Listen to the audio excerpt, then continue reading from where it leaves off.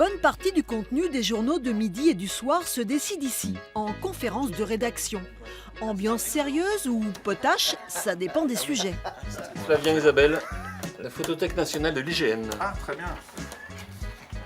J'aime quand tu Sujet intemporel pour l'instant. Aujourd'hui, on part avec Flavien qui fait équipe avec Isabelle, la caméraman. Alors les reportages, ils sont choisis comment? On donne des pistes de réflexion et chacun débat et répond ou réagit par rapport à ces pistes. Donc on n'impose rien forcément. Je pense que le choix final, il est fait par l'adjoint qui est en charge du journal, parce que lui a une vision globale du journal. C'est bien connu, le chef a toujours raison. Pour un journal de 25 minutes, comptez une dizaine de sujets.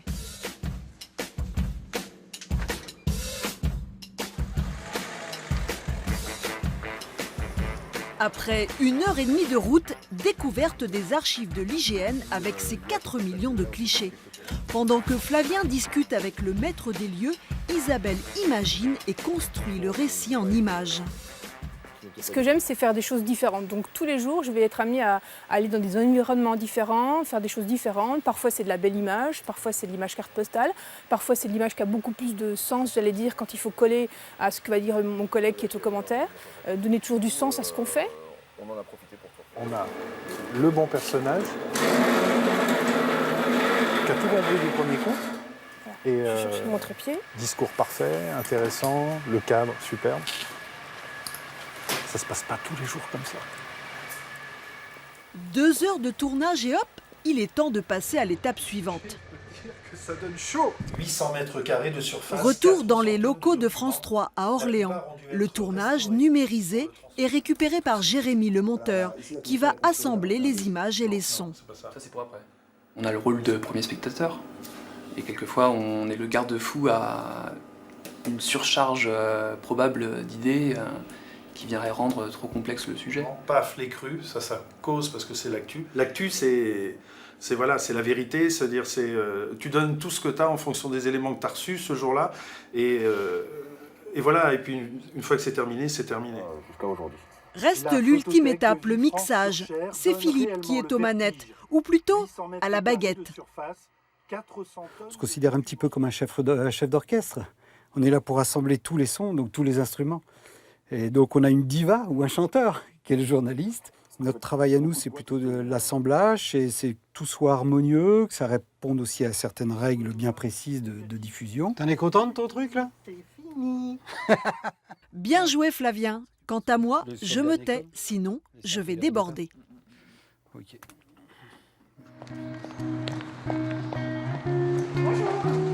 C'est souvent la première arrivée. Isabelle est l'une de nos 4 documentalistes. Ce matin, elle est de revue de presse. Une douzaine de journaux à décrypter en un temps record.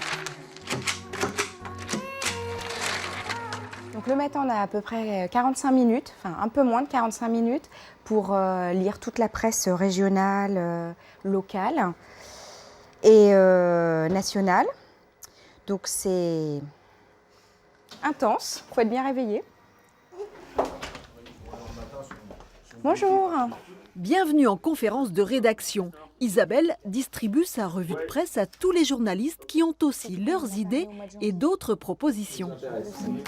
Si on allait faire un petit tour en rédaction. Au fond à droite, la cellule web avec ses journalistes spécialisés comme Elsa qui écrivent et publient en temps réel. C'est de l'immédiat. C'est tout de suite, dans la foulée, il faut être très réactif.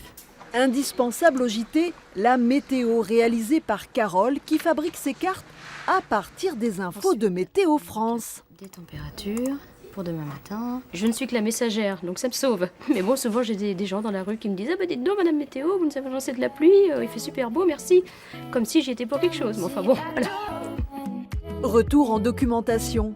Isabelle est à la recherche d'une cassette, un objet bientôt préhistorique. Bientôt tout ça va disparaître parce que maintenant nous allons archiver numériquement nos reportages. Pendant ce temps, sa collègue Pascal archive les JT de la veille et il faut tout décortiquer. On décrit à la fois le contenu et les images. Vous l'aurez compris, les documentalistes nous sont indispensables à nous, les journalistes. C'est totalement les mémoires de la rédaction, c'est la tour de contrôle de tout ce qui se produit, de tout ce qui se filme.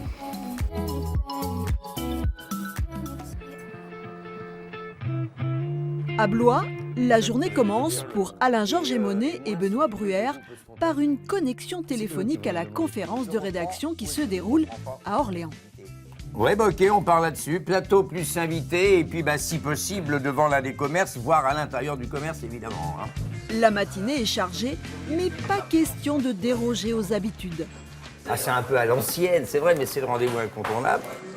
On prend un peu le pouls de la cité et on a des petites infos de certaines personnes, on entend des choses et après on passe des coups de fil.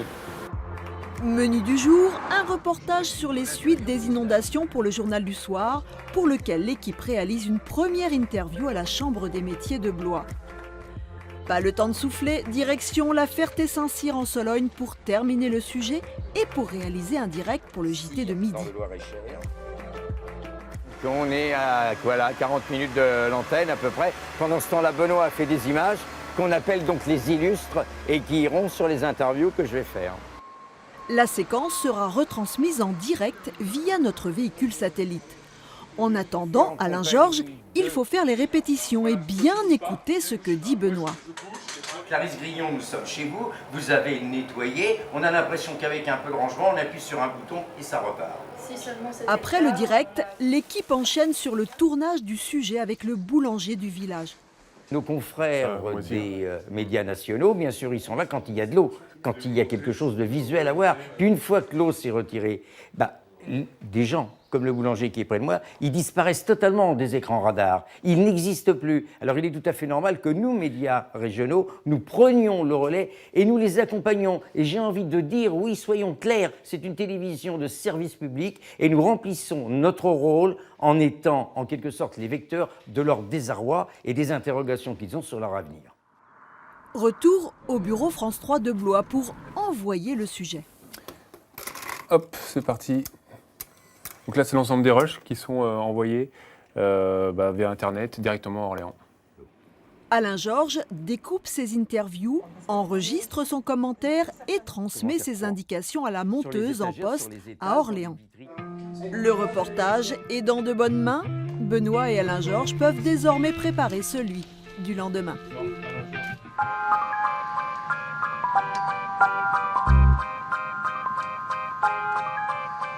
Pas de télé sans régie. La nôtre est désormais entièrement numérique et haute définition, pleine de boutons partout. Pour les explications, écoutons Vincent, l'un de nos 6 techniciens vidéo. Alors là, nous sommes dans une partie de la régie qui nous sert à préparer les journaux et les émissions, avec le poste des serveurs, où on envoie les génériques, les reportages. Ici, on a le poste de la vision, réglage des caméras. Ici, nous avons le poste des échanges, qui permet à la station d'Orléans de recevoir et d'émettre tout type de médias, des sujets, des directs, avec tous les centres France 3 et toutes les autres chaînes, et même le monde entier s'il faut. Et on finit par le poste de diffusion, qui est le dernier poste où on aiguille notre signal vers les émetteurs, et c'est ce qui arrive chez les gens. Aujourd'hui, on enregistre l'émission Enquête de région. Retrouvons Denis, le présentateur, au maquillage. Les jeunes, ça va, c'est lisse. Mais là, il y a les cratères, les crevasses, les rides. Les rougeurs. Cacher tout ça, les rougeurs. Je te remercie pour les rougeurs. Oui, non mais attends, j'ai toujours été très sympathique avec toi. Ta maman, très agréable, le maquillage. Chaque personne a son maquillage par rapport à sa carnation de peau, par rapport à son teint. À ses petits défauts aussi, parce que tout le monde en a, plus ou moins. Donc, tu le savais. Attendez, d'abord le haut. Là, on transforme tout le plateau du JT avec moquette noire, ambiance plutôt soirée, parce que l'émission est diffusée le soir. Non, il y a 1h30 de préparation minimum. Son, lumière, cadrage, donc c'est une chose totalement différente du journal. 5 minutes avant l'antenne, dernière retouche, dernière répétition, chacun est à son poste de travail. En régie, la concentration est au maximum. Il y a tout le travail de nos collègues journalistes avant, mais c'est quand même, c'est le bout de chaîne. Si on fait une erreur, nous on va le voir tout de suite. C'est pas comme du montage où on peut reprendre le truc. Donc on essaie de se concentrer, de faire bien pour soi, mais pour tout le monde qui a travaillé dessus, et puis pour les téléspectateurs aussi. Pour un présentateur dans la lumière, une dizaine de personnes dans les coulisses. La télé, c'est avant tout un travail d'équipe. 3, 2, 1, top fini. Laurent, tu vas où? Tu fais quoi? C'est dans l'urgence. Oui, c'est dans l'urgence, c'est pour midi, c'est à Saint-Martin-de-Beau, c'est un direct dans le journal de midi. À tout à l'heure. Tout s'est décidé il y a quelques minutes en conférence de rédaction. Laurent, l'opérateur de prise de son, est l'un des premiers envoyés sur le terrain avec notre véhicule de transmission satellite.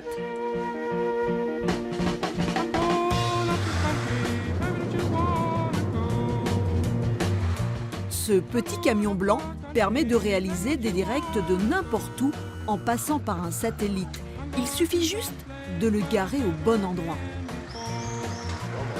Quelque chose d'important, c'est d'avoir le sud de dégagé pour justement atteindre le satellite qui est à 36 000 km de la Terre. Pour réaliser le direct, il faut aussi un caméraman. Ce jour-là, c'est François Xavier du bureau de France 3 Tours qui assure le cadre. Le preneur de son organise tout ce qui est partie technique avec le satellite et tout ça, et le GRI va prendre lui simplement en fait l'image de l'invité qui va être relié avec une oreillette avec le plateau en direct à Orléans pour le journal régional. Dans les studios d'Orléans, Rebecca, la présentatrice, prépare le journal et s'inquiète pour son temps de parole. Là, comme je t'avais dit tout à l'heure, ça va faire une petite... Le journal, c'est vraiment chronométré à la minute, à la seconde, et il faut vraiment respecter les temps. Et là, la petite surprise de dernière minute, c'est qu'on est 1 minute dans le rouge, donc en trop, et il va falloir vite remédier à ce problème, sinon on ne pourra pas assurer le journal jusqu'à la fin. Eh bien, ce soir, nous évoquerons, en attendant, premier enregistrement des titres pour notre site internet. Et puis en fin de journal, une découverte, la folie des Pokémon. À Saint-Martin-le-Beau, l'invité du journal est arrivé. Angélique Delahaye, députée européenne, est là pour nous parler du Brexit. C'est un vrai entre guillemets confort que les moyens se déplacent sur le terrain, et puis en même temps ça donne plus de concret aux choses quand on est sur le terrain que quand on est dans un studio. C'est un peu à chaque fois un défi de réussir à aller sur les lieux et de tout faire en temps et en heure pour qu'à midi ou à l'heure du journal on puisse avoir un duplex. Voilà, c'est ce qui est intéressant. Il y a un côté aventure, quoi. À Orléans, ça y est, Rebecca est sur le plateau pour le journal de 19h. C'est une adrénaline, c'est un vrai plaisir de se dire qu'on peut effectivement transmettre des informations à ceux qui nous regardent et essayer au mieux de donner des informations de proximité du service public qu'on représente ici à France 3 Centre Val de Loire.